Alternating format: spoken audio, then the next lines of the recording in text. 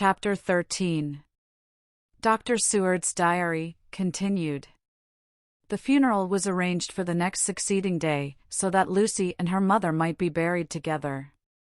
I attended to all the ghastly formalities, and the urbane undertaker proved that his staff were afflicted, or blessed, with something of his own obsequious suavity. Even the woman who performed the last offices for the dead remarked to me, in a confidential, brother professional way, when she had come out from the death chamber, "She makes a very beautiful corpse, sir. It's quite a privilege to attend on her. It's not too much to say that she will do credit to our establishment." I noticed that Van Helsing never kept far away. This was possible from the disordered state of things in the household. There were no relatives at hand, and as Arthur had to be back the next day to attend at his father's funeral, we were unable to notify anyone who should have been bidden. Under the circumstances, Van Helsing and I took it upon ourselves to examine papers, etc. He insisted upon looking over Lucy's papers himself. I asked him why, for I feared that he, being a foreigner, might not be quite aware of English legal requirements, and so might in ignorance make some unnecessary trouble. He answered me, I know. You forget that I am a lawyer as well as a doctor. But this is not altogether for the law. You knew that, when you avoided the coroner. I have more than him to avoid. There may be papers more, such as this." As he spoke, he took from his pocketbook the memorandum which had been in Lucy's breast, and which she had torn in her sleep. "When you find anything of the solicitor who is for the late Mrs. Westenra, seal all her papers, and write him tonight. For me, I watch here in the room and in Miss Lucy's old room all night, and I myself search for what may be. It is not well that her very thoughts go into the hands of strangers." I went on with my part of the work, and in another half hour had found the name and address of Mrs. Westenra's solicitor and had written to him. All the poor lady's papers were in order, explicit directions regarding the place of burial were given. I had hardly sealed the letter when, to my surprise, Van Helsing walked into the room, saying, "Can I help you, friend John? I am free, and if I may, my service is to you." "Have you got what you looked for?" I asked, to which he replied, "I did not look for any specific thing. I only hoped to find, and find I have, all that there was, only some letters and a few memoranda, and a diary new begun. But I have them here, and we shall for the present say nothing of them. I shall see that poor lad tomorrow evening, and, with his sanction, I shall use some." When we had finished the work in hand, he said to me, "And now, friend John, I think we may to bed. We want sleep, both you and I, and rest to recuperate. Tomorrow we shall have much to do, but for the tonight there is no need of us." Alas! Before turning in we went to look at poor Lucy. The undertaker had certainly done his work well, for the room was turned into a small chapelle ardente. There was a wilderness of beautiful white flowers, and death was made as little repulsive as might be. The end of the winding sheet was laid over the face. When the professor bent over and turned it gently back, we both started at the beauty before us, the tall wax candles showing a sufficient light to note it well. All Lucy's loveliness had come back to her in death, and the hours that had passed, instead of leaving traces of decay's effacing fingers, had but restored the beauty of life, till positively I could not believe my eyes that I was looking at a corpse. The professor looked sternly grave. He had not loved her as I had, and there was no need for tears in his eyes. He said to me, "Remain till I return," and left the room. He came back with a handful of wild garlic from the box waiting in the hall, but which had not been opened, and placed the flowers amongst the others on and around the bed. Then he took from his neck, inside his collar, a little gold crucifix, and placed it over the mouth. He restored the sheet to its place, and we came away. I was undressing in my own room when, with a premonitory tap at the door, he entered, and at once began to speak. "Tomorrow I want you to bring me, before night, a set of post-mortem knives." "Must we make an autopsy?"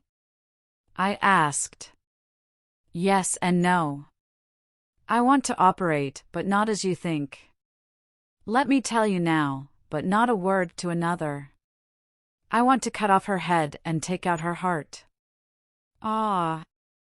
You a surgeon, and so shocked. You, whom I have seen with no tremble of hand or heart, do operations of life and death that make the rest shudder. Oh, but I must not forget, my dear friend John, that you loved her, and I have not forgotten it, for it is I that shall operate, and you must only help. I would like to do it tonight, but for Arthur I must not. He will be free after his father's funeral tomorrow, and he will want to see her, to see it. Then, when she is coffined ready for the next day, you and I shall come when all sleep. We shall unscrew the coffin lid, and shall do our operation, and then replace all, so that none know, save we alone. But why do it at all? The girl is dead. Why mutilate her poor body without need? And if there is no necessity for a post-mortem and nothing to gain by it, no good to her, to us, to science, to human knowledge, why do it? Without such it is monstrous. For answer he put his hand on my shoulder, and said, with infinite tenderness, Friend John, I pity your poor bleeding heart, and I love you the more because it does so bleed. If I could, I would take on myself the burden that you do bear. But there are things that you know not, but that you shall know, and bless me for knowing, though they are not pleasant things. John, my child, you have been my friend now many years, and yet did you ever know me to do any without good cause? I may err, I am but man, but I believe in all I do. Was it not for these causes that you sent for me when the great trouble came? Yes. Were you not amazed, nay horrified, when I would not let Arthur kiss his love, though she was dying, and snatched him away by all my strength? Yes. And yet you saw how she thanked me, with her so beautiful dying eyes, her voice, too, so weak, and she kissed my rough old hand and blessed me? Yes. And did you not hear me swear promise to her, that so she closed her eyes grateful? Yes. Well, I have good reason now for all I want to do. You have for many years trust me, you have believed me weeks past, when there be things so strange that you might have well doubt. Believe me yet a little, friend John. If you trust me not, then I must tell what I think, and that is not perhaps well. And if I work, as work I shall, no matter trust or no trust, without my friend trust in me, I work with heavy heart and feel, oh, so lonely when I want all help and courage that may be.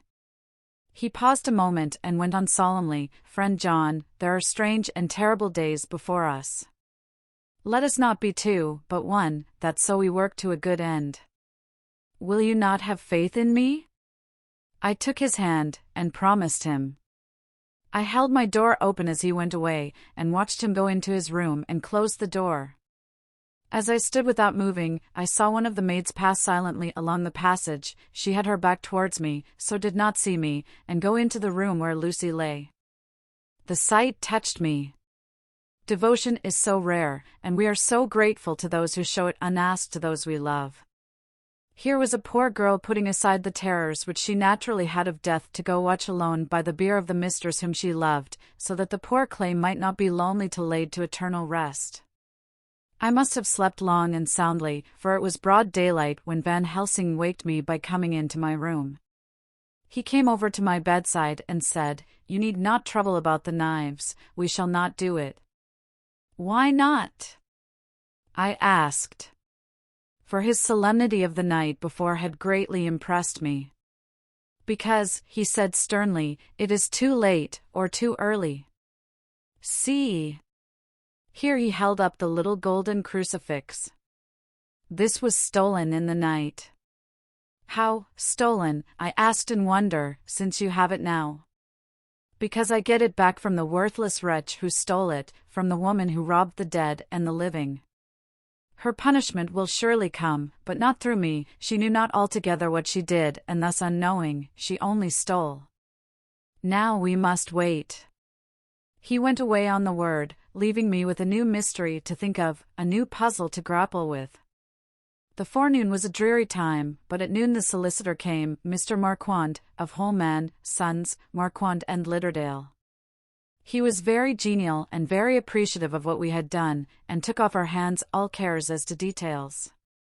During lunch he told us that Mrs. Westenra had for some time expected sudden death from her heart, and had put her affairs in absolute order. He informed us that, with the exception of a certain entailed property of Lucy's father's which now, in default of direct issue, went back to a distant branch of the family, the whole estate, real and personal, was left absolutely to Arthur Holmwood. When he had told us so much he went on. Frankly, we did our best to prevent such a testamentary disposition, and pointed out certain contingencies that might leave her daughter either penniless or not so free as she should be to act regarding a matrimonial alliance. Indeed, we pressed the matter so far that we almost came into collision, for she asked us if we were or were not prepared to carry out her wishes. Of course, we had then no alternative but to accept.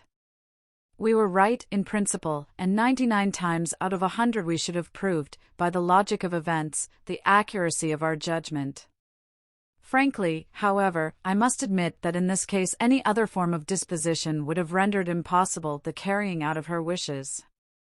For by her predeceasing her daughter the latter would have come into possession of the property, and, even had she only survived her mother by 5 minutes, her property would, in case there were no will, and a will was a practical impossibility in such a case, have been treated at her decease as under intestacy.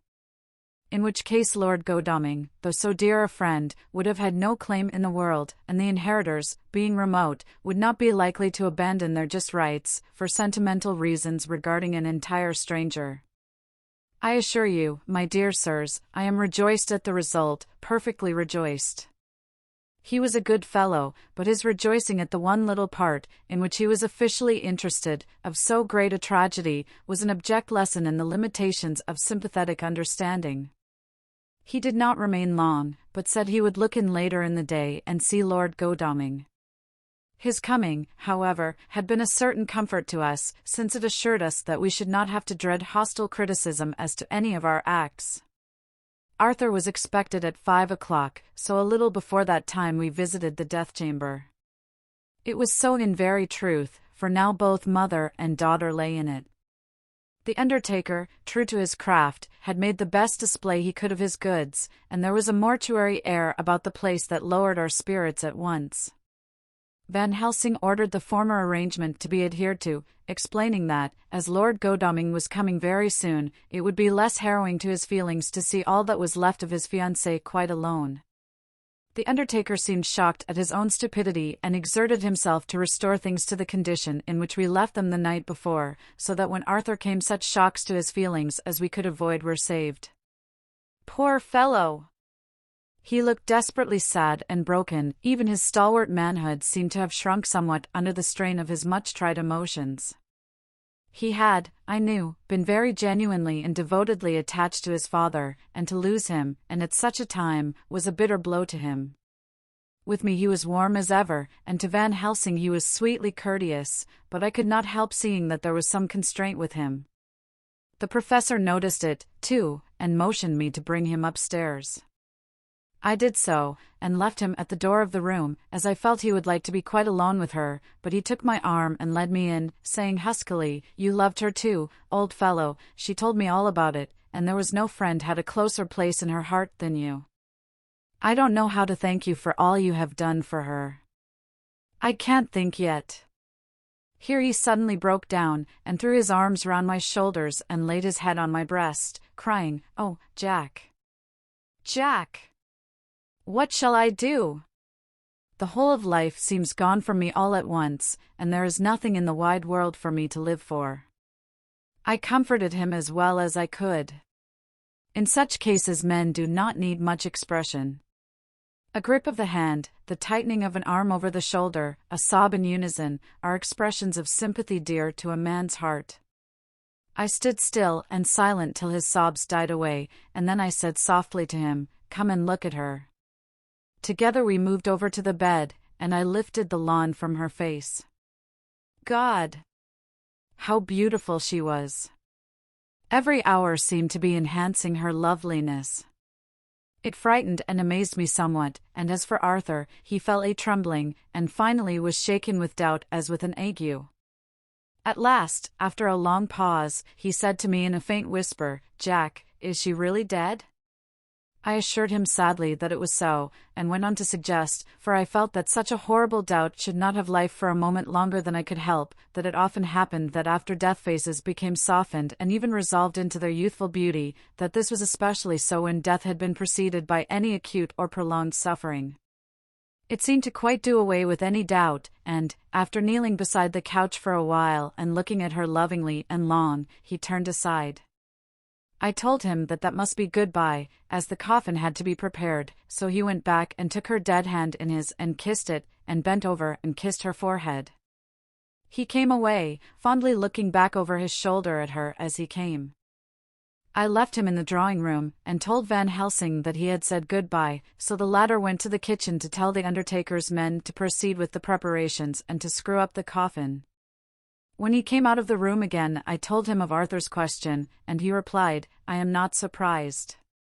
Just now I doubted for a moment myself." We all dined together, and I could see that poor Art was trying to make the best of things. Van Helsing had been silent all dinner time, but when we had lit our cigars he said, "Lord," but Arthur interrupted him, "No, no, not that, for God's sake. Not yet at any rate. Forgive me, sir, I did not mean to speak offensively, it is only because my loss is so recent." The professor answered very sweetly, "I only used that name because I was in doubt. I must not call you Mr., and I have grown to love you, yes, my dear boy, to love you, as Arthur." Arthur held out his hand, and took the old man's warmly. "Call me what you will," he said. "I hope I may always have the title of a friend. And let me say that I am at a loss for words to thank you for your goodness to my poor dear." He paused a moment, and went on, "I know that she understood your goodness even better than I do, and if I was rude or in any way wanting at that time you acted so, you remember," the professor nodded, "you must forgive me." He answered with a grave kindness, "I know it was hard for you to quite trust me then, for to trust such violence needs to understand, and I take it that you do not, that you cannot, trust me now, for you do not yet understand. And there may be more times when I shall want you to trust when you cannot, and may not, and must not yet understand. But the time will come when your trust shall be whole and complete in me, and when you shall understand as though the sunlight himself shone through. Then you shall bless me from first to last for your own sake, and for the sake of others, and for her dear sake to whom I swore to protect. And, indeed, sir," said Arthur warmly, "I shall and always trust you. I know and believe you have a very noble heart, and you are Jack's friend, and you are hers. You shall do what you like." The professor cleared his throat a couple of times, as though about to speak, and finally said, "May I ask you something now?" "Certainly." "You know that Mrs. Westenra left you all her property?" "No, poor dear, I never thought of it. And as it is all yours, you have a right to deal with it as you will. I want you to give me permission to read all Miss Lucy's papers and letters. Believe me, it is no idle curiosity.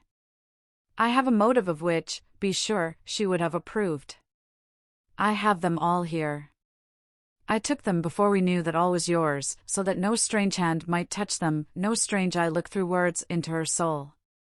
I shall keep them, if I may, even you may not see them yet, but I shall keep them safe. No word shall be lost, and in the good time I shall give them back to you. It's a hard thing I ask, but you will do it, will you not, for Lucy's sake?" Arthur spoke out heartily, like his old self, "Dr. Van Helsing, you may do what you will. I feel that in saying this I am doing what my dear one would have approved. I shall not trouble you with questions till the time comes." The old professor stood up as he said solemnly, "And you are right.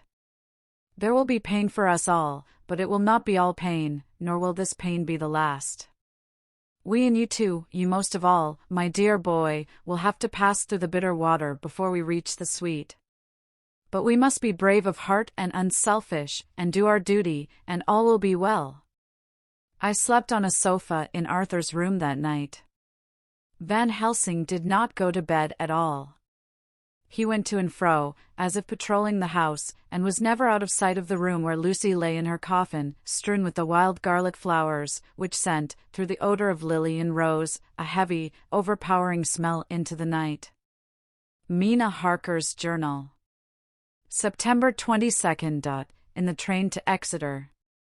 Jonathan sleeping.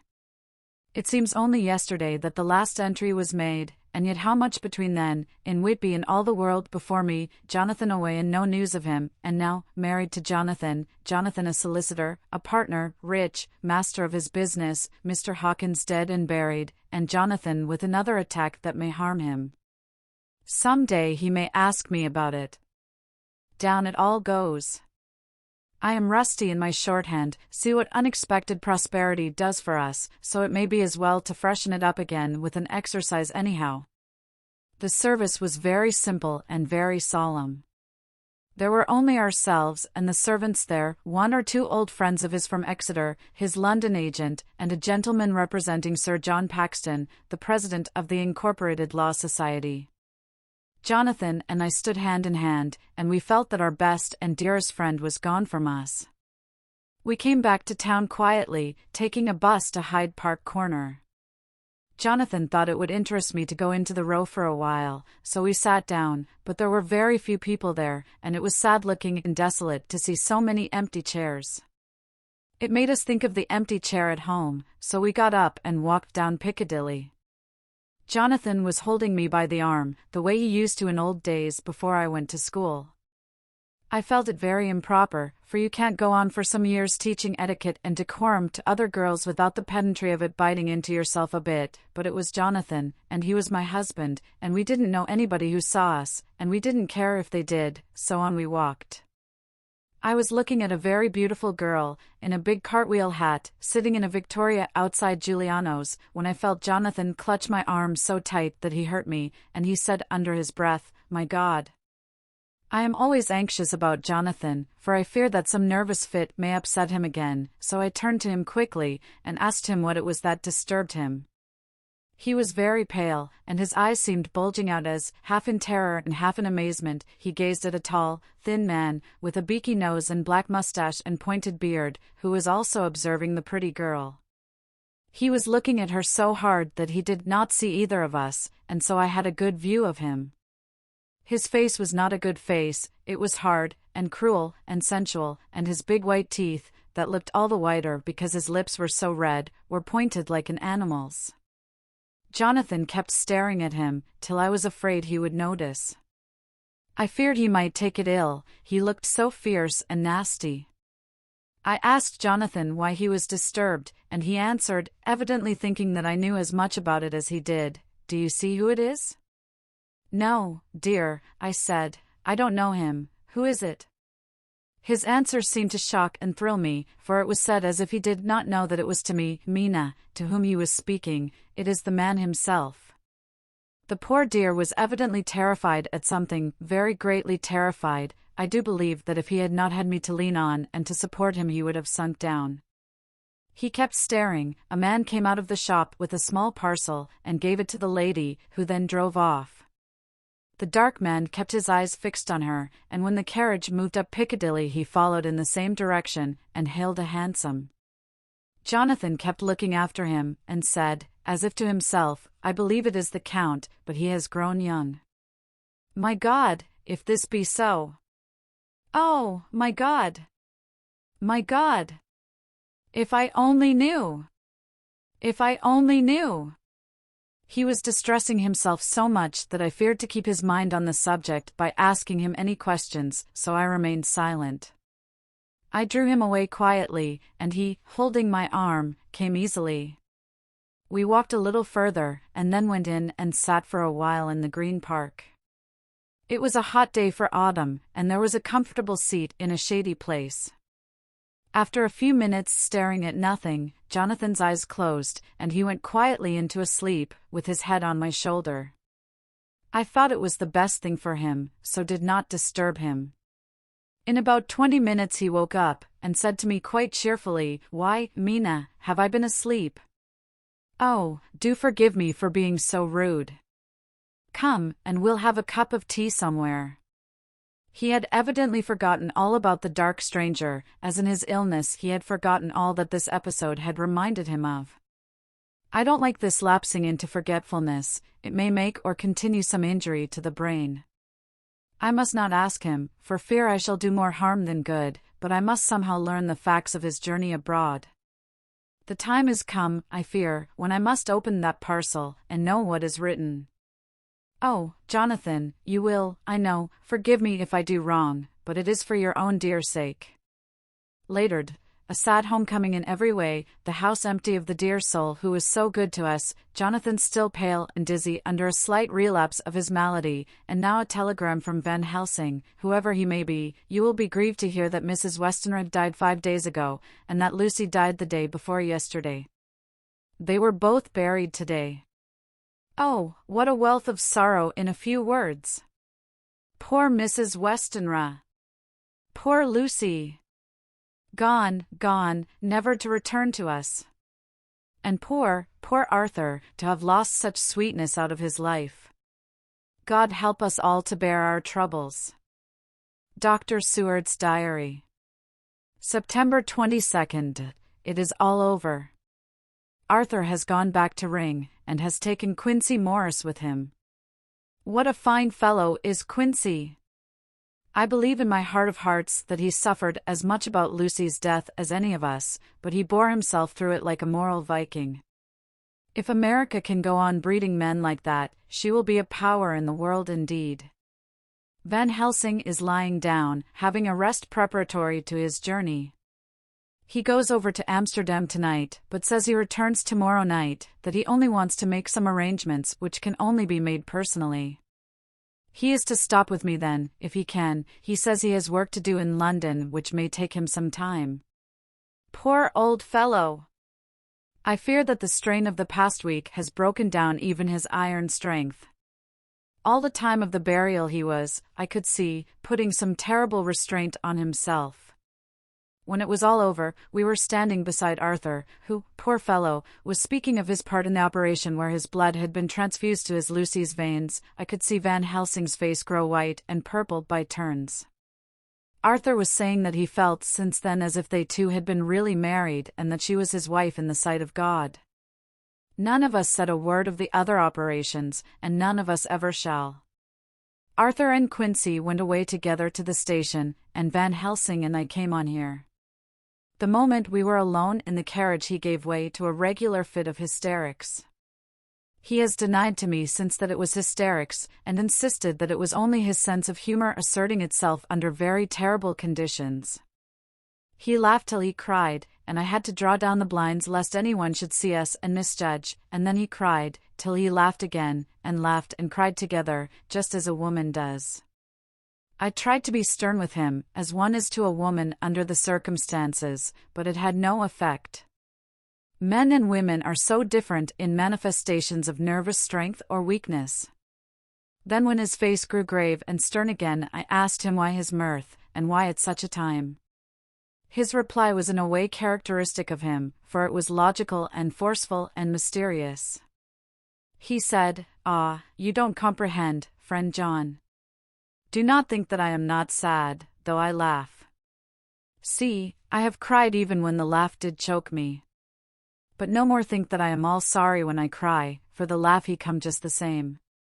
Keep it always with you that laughter who knock at your door and say, 'May I come in?' is not the true laughter. No! He is a king, and he come when and how he like.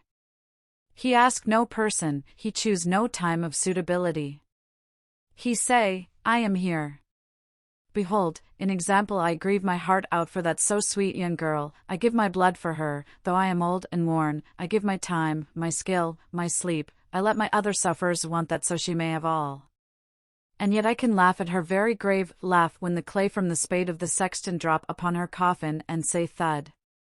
Thud, to my heart, till it send back the blood from my cheek. My heart bleed for that poor boy, that dear boy, so of the age of mine own boy had I been so blessed that he live, and with his hair and eyes the same. There, you know now why I love him so. And yet when he say things that touch my husband heart to the quick, and make my father heart yearn to him as to no other man, not even to you, friend John, for we are more level in experiences than father and son, yet even at such moment King Laffy come to me and shout and bellow in my ear, Here I am. Here I am, till the blood come dance back and bring some of the sunshine that he carry with him to my cheek. Oh, friend John, it is a strange world, a sad world, a world full of miseries, and woes, and troubles, and yet when King Laff come he make them all dance to the tune he play. Bleeding hearts, and dry bones of the churchyard, and tears that burn as they fall, all dance together to the music that he make with that smileless mouth of him. And believe me, friend John, that he is good to come, and kind. Ah, we men and women are like ropes drawn tight with strain that pull us different ways. Then tears come, and, like the rain on the ropes, they brace us up, until perhaps the strain become too great, and we break. But King Laff he come like the sunshine, and he ease off the strain again, and we bear to go on with our labor, what it may be. I did not like to wound him by pretending not to see his idea, but, as I did not yet understand the cause of his laughter, I asked him. As he answered me his face grew stern, and he said in quite a different tone, Oh, it was the grim irony of it all, this so lovely lady garlanded with flowers, that looked so fair as life, till one by one we wondered if she were truly dead, she laid in that so fine marble house in that lonely churchyard, where rest so many of her kin, laid there with the mother who loved her, and whom she loved, and that sacred bell going toll. Toll! Toll, so sad and slow, and those holy men, with the white garments of the angel, pretending to read books, and yet all the time their eyes never on the page, and all of us with the bowed head. And all for what? She is dead, so. Is it not? Well, for the life of me, Professor, I said, I can't see anything to laugh at in all that. Why, your explanation makes it a harder puzzle than before. But even if the burial service was comic, what about poor Art and his trouble? Why, his heart was simply breaking. Just so. Said he not that the transfusion of his blood to her veins had made her truly his bride?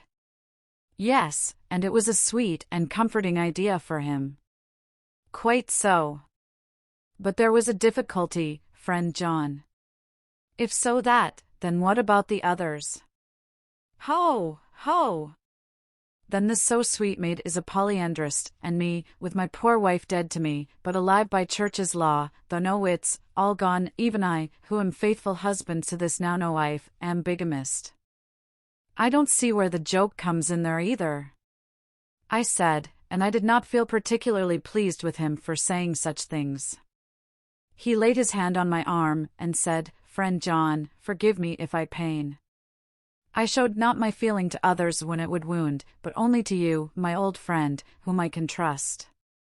If you could have looked into my very heart then when I want to laugh, if you could have done so when the laugh arrived, if you could do so now, when King Laff have pack up his crown, and all that is to him, for he go far, far away from me, and for a long, long time, maybe you would perhaps pity me the most of all. I was touched by the tenderness of his tone, and asked why. Because I know. And now we are all scattered, and for many a long day loneliness will sit over our roofs with brooding wings. Lucy lies in the tomb of her kin, a lordly death-house in a lonely churchyard, away from teeming London, where the air is fresh, and the sun rises over Hampstead Hill, and where wild flowers grow of their own accord. So I can finish this diary, and God only knows if I shall ever begin another. If I do, or if I even open this again, it will be to deal with different people and different themes, for here at the end, where the romance of my life is told, ere I go back to take up the thread of my life work, I say sadly and without hope, Finis. The Westminster Gazette, September 25th. A Hampstead Mystery. The neighborhood of Hampstead is just at present exercised with a series of events which seem to run on lines parallel to those of what was known to the writers of headlines as the Kensington Horror, or the Stabbing Woman, or the Woman in Black. During the past 2 or 3 days several cases have occurred of young children straying from home or neglecting to return from their playing on the heath. In all these cases the children were too young to give any properly intelligible account of themselves, but the consensus of their excuses is that they had been with a bluffer lady. It has always been late in the evening when they have been missed, and on 2 occasions the children have not been found until early in the following morning. It is generally supposed in the neighborhood that, as the first child missed gave as his reason for being away that a bluffer lady had asked him to come for a walk, the others had picked up the phrase and used it as occasion served. This is the more natural as the favorite game of the little ones at present is luring each other away by wiles. A correspondent writes us that to see some of the tiny tots pretending to be the bluffer lady is supremely funny. Some of our caricaturists might, he says, take a lesson in the irony of grotesque by comparing the reality and the picture. It is only in accordance with general principles of human nature that the bluffer lady should be the popular role at these al fresco performances. Our correspondent naively says that even Ellen Terry could not be so winningly attractive as some of these grubby-faced little children pretend, and even imagine themselves, to be. There is, however, possibly a serious side to the question, for some of the children, indeed all who have been missed at night, have been slightly torn or wounded in the throat.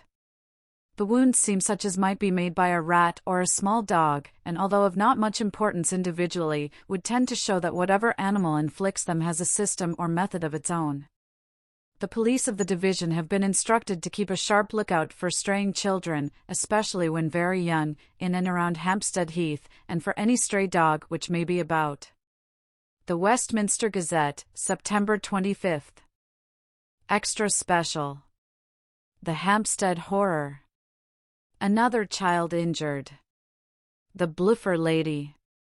We have just received intelligence that another child, missed last night, was only discovered late in the morning under a furze bush at the Shooter's Hill side of Hampstead Heath, which is, perhaps, less frequented than the other parts. It has the same tiny wound in the throat as has been noticed in other cases. It was terribly weak, and looked quite emaciated. It too, when partially restored, had the common story to tell of being lured away by the bluffer lady.